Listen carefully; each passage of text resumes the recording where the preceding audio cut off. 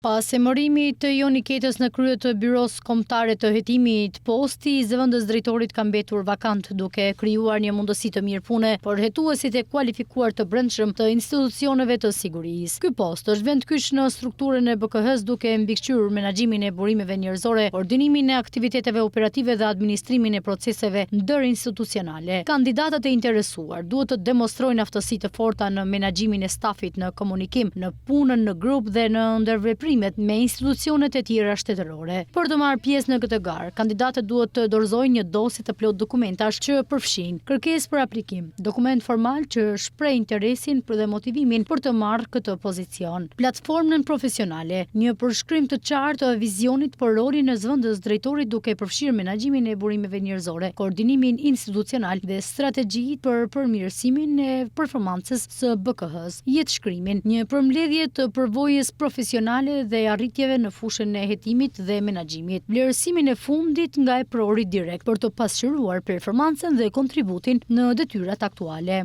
Çdo dokument shtesë, certifikata, trajnim profesional, kualifikime akademike apo dhe të tjera që mbështesin përgatitjen dhe aftësinë e kandidatit, certifikatën e njohjes së gjuhës angleze për të dëshmuar aftësitë gjuhësore të nevojshme për bashkëpunim ndërkombëtar. Dorëzimi i dokumentave bëhet drejt për drejt në Drejtorinë e Burimeve Njerëzore të BKH-s dhe afati i fundit për aplikim është 22 janar 2026. Autoritetet e BKH-s vlerësojnë rëndësinë e këtij konkursi për sigurimin e një drejtimi të kualifikuar dhe profesional të institucionit.